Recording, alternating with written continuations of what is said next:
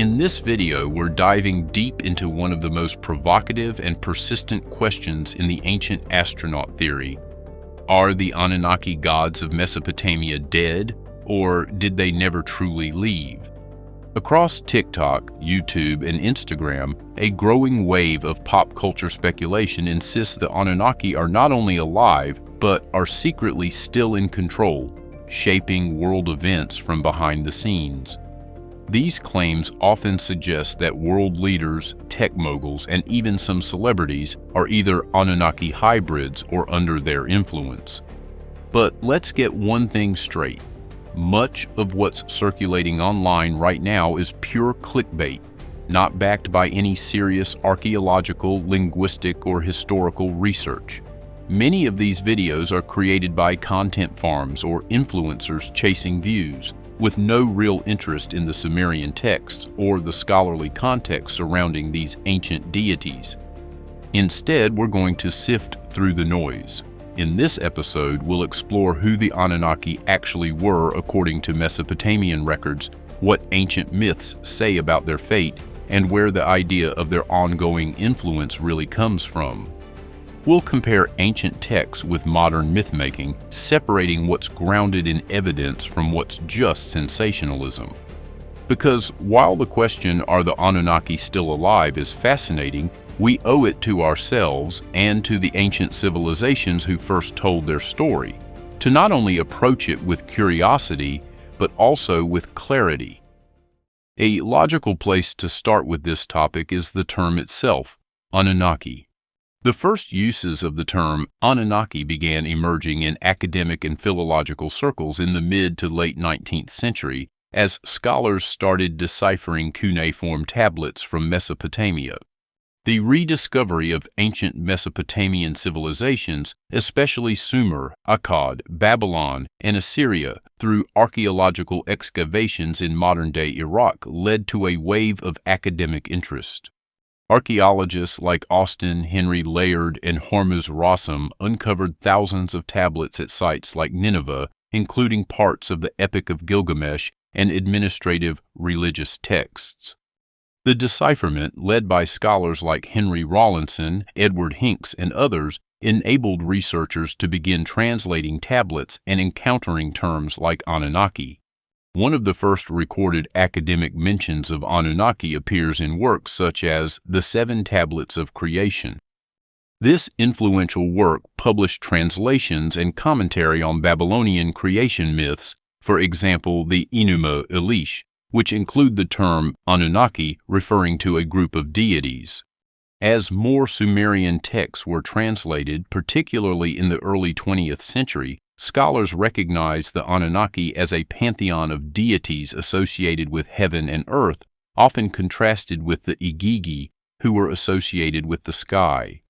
Starting in the 1950s, one of the earliest modern publications to prominently use Anunnaki in an academic context was by Samuel Noah Kramer, a leading Sumerologist.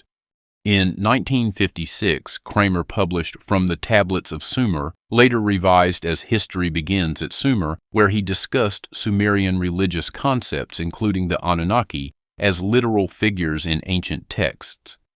Before Kramer, the term had been virtually absent in popular and scholarly circles at large, but Kramer's 1956 work marks the first significant appearance in a modern, widely distributed publication. In the 1960s, Immanuel Velikovsky's research began referencing ancient Mesopotamian themes, though not always explicitly the Anunnaki. Then, in 1968, Erich von Däniken popularized the idea of ancient astronauts, but he didn't yet use Anunnaki by name. Finally, in 1976, Zecharia Sitchin introduced the Anunnaki as extraterrestrial beings from Nibiru in his book The 12th Planet, effectively cementing the term in modern literature. So, as a matter of fact, the vast majority of the general public did not become aware of the Anunnaki until Sitchin revealed his research and interpretations in the mid-1970s. Yet a multitude of modern, online, self-proclaimed experts on this topic do not even know who he is, much less the depth and brilliance of his work. The Anunnaki gods of ancient Mesopotamia were not truly immortal in the modern or absolute sense of the word. Instead, they were depicted as extremely long-lived, powerful, and divine, but not invulnerable or beyond death. The Anunnaki were said to live for tens or even hundreds of thousands of years, particularly in Sumerian and Akkadian texts. This gave the impression of immortality to humans. For example, rulers listed in the Sumerian king list before the Great Flood are said to have ruled for thousands of years, suggesting that the gods who appointed them, or were them, also lived for eons.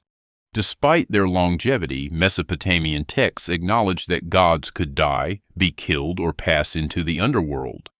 Inanna, also known as Ishtar, dies temporarily in the descent into the underworld myth. Tiamat, a primordial goddess, is slain by Marduk in the Enuma Elish. Kingu, Tiamat's consort, is also killed, and his blood is used to create humans. And Dumuzi, also known as Tammuz, a god associated with shepherding and fertility, dies and descends into the netherworld. Even powerful gods like Enlil and Inanna are portrayed as being subject to higher cosmic forces such as fate or the decrees of the Anunnaki Council. While the modern ancient astronaut hypothesis reimagines the Anunnaki as extraterrestrial beings with advanced lifespans due to technology or genetics, they're not immortal in a spiritual or divine sense. They simply live vastly longer than humans, possibly through cryonics, cloning, or anti-aging tech. Indeed, the ancient texts suggest that gods could be overthrown, destroyed, or altered, indicating mortality in principle. Unfortunately, modern clickbaiters without any foundation or understanding of the text wrongly portray the Anunnaki as immortal alien overlords. These sensational views are not supported by genuine Mesopotamian scholarship. So, in short, the answer to the question, can the Anunnaki actually die, is a definite yes. They can, have, and will die a mortal death. Now that we have established Anunnaki mortality, we can return to the query: are there any Anunnaki still alive on Earth or anywhere else for that matter? For the answers, let us roll the events back to the beginning. The Anunnaki, led by Enki, originally came to Earth to mine gold to protect their home planet, Nibiru. Initial efforts in the Persian Gulf failed, so they began mining in southeastern Africa and refining in Sumer, also known as Eden. With 600 Anunnaki on Earth and 300 Igigi in orbit, the operation expanded under the leadership of Enlil, Enki's rival. When the mining Anunnaki rebelled, Enki proposed creating a genetically modified primitive worker from local hominids. As the Anunnaki mingled with human women, resulting in hybrid offspring, referenced in Genesis 6, Enlil became enraged and sought mankind's destruction via the Great Deluge. Enki defied him by helping a Noah-like figure preserve humanity. Post-flood, mining shifted to the Andes Mountains, where gold could be acquired more easily. Around 4000 BC, Anu and Antu visited South America in the Lake Titicaca region, approving new territorial divisions and beginning to reduce the Anunnaki presence on Earth. However, Enki's son Marduk refused peace and vied for dominance, leading the Enlilites to build new spaceport facilities in South America, especially after the Sinai spaceport was destroyed in 2024 BC by nuclear weapons. After the destruction of their older spaceports, the Nazca site in Peru likely served as the last spaceport for the Anunnaki, from which they began their final departure between 610 and 560 BC. As we know from the text, the Anunnaki used Mars as a key transit point, a way station, for their travel between Earth and Nibiru.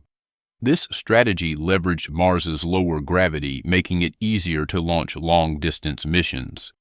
Ancient Sumerian knowledge, including a 4,500-year-old cylinder seal, seems to depict this interplanetary activity with illustrations of communication between Earth and Mars.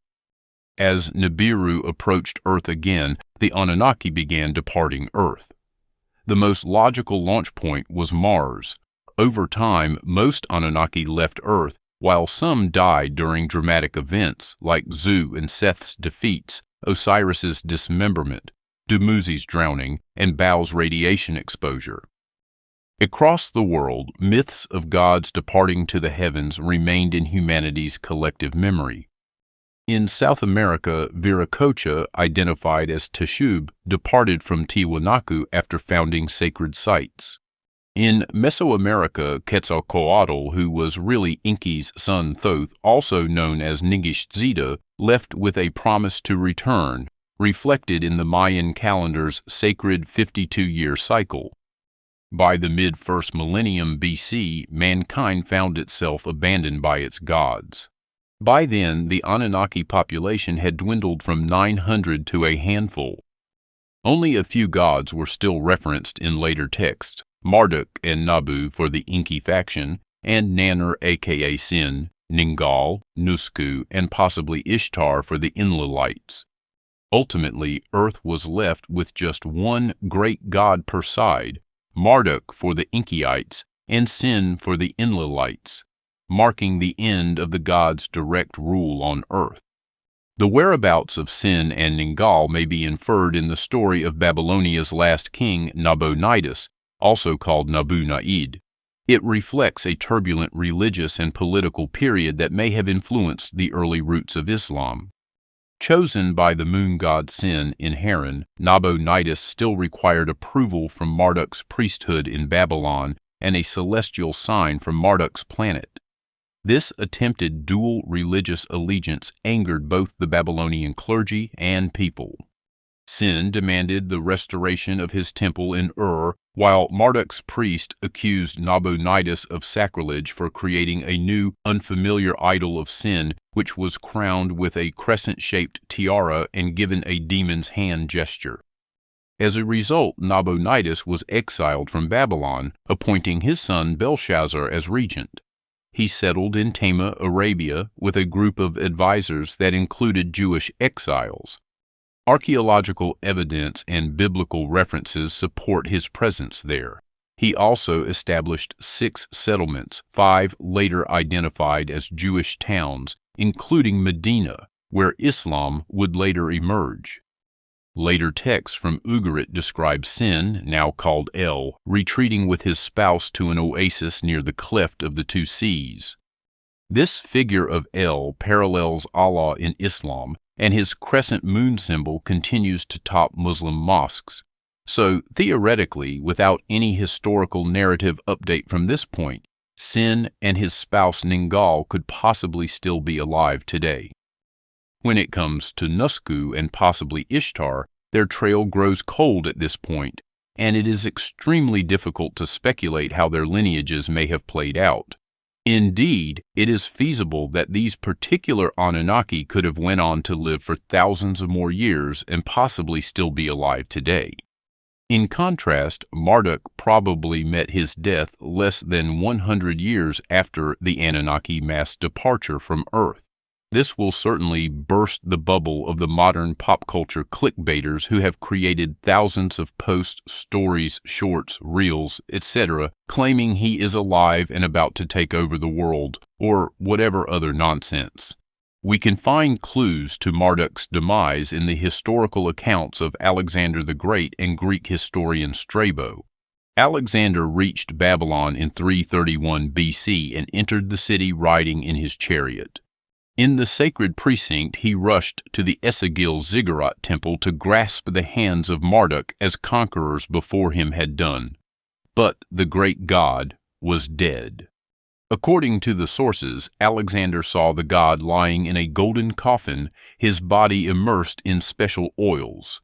True or not, the facts are that Marduk was no longer alive, and that his Esagil Ziggurat was, without exception, described as his tomb by subsequent established historians.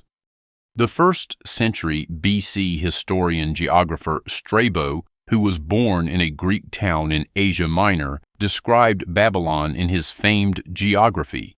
Its great size, the hanging garden that was one of the 7 wonders of the world, its high buildings constructed of baked bricks and so on, and said this in section 16.1.5.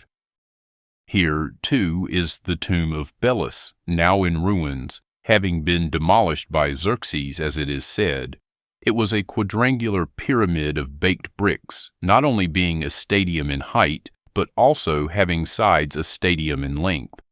Alexander intended to repair this pyramid, but it would have been a large task and would have required a long time, so that he could not finish what he had attempted. According to this source, the tomb of Belus, aka Marduk, was destroyed by Xerxes, who was the Persian king and ruler of Babylon from 486 to 465 BC. Strabo, in Book 5, had earlier stated that Belus was lying in a coffin when Xerxes decided to destroy the temple in 482 BC. Marduk's son Nabu also vanished from the pages of history about the same time. So, even if some of the Anunnaki that stayed behind on Earth could still feasibly be alive, Marduk is very likely not to be one of them. With the vast majority of the Anunnaki leaving Earth between 610 and 560 BC, it now becomes prudent for us to consider what happened to Nibiru thereafter. This postulation basically boils down to a couple of scenarios. Scenario 1. The Anunnaki successfully repaired their atmosphere using Earth's gold.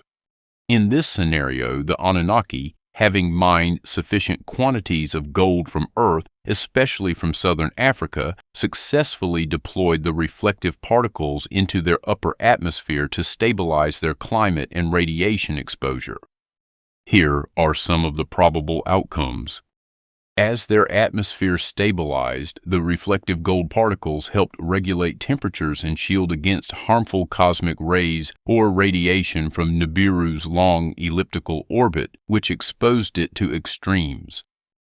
With the atmosphere stabilized, Anunnaki civilization flourished. They could now safely expand across Nibiru's surface and reallocate resources from planetary survival to space exploration, genetic research, and cultural advancement. With their survival secured, the Anunnaki moved toward sustainable solutions such as building Dyson swarms or artificial habitats, so they no longer depended on fragile planetary systems. Earth became a watched cradle of life. The Anunnaki may have left behind hybrid lineages such as the kingship rulers of ancient Mesopotamia to maintain influence without direct intervention. With no urgent need to exploit Earth further, the Anunnaki entered a phase of cosmic stewardship, ensuring the survival of both their species and the Earth cultures they helped initiate. Scenario 2. The Anunnaki failed to repair their atmosphere.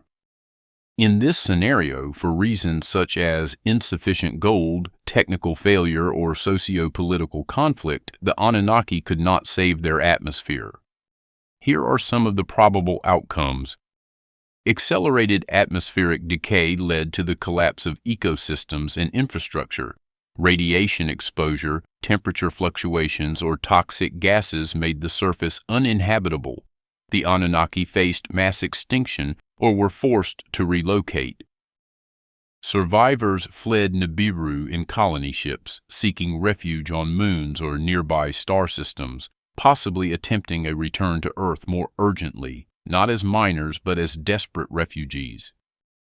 If they return, Earth could experience conflict, integration, or colonization pressure.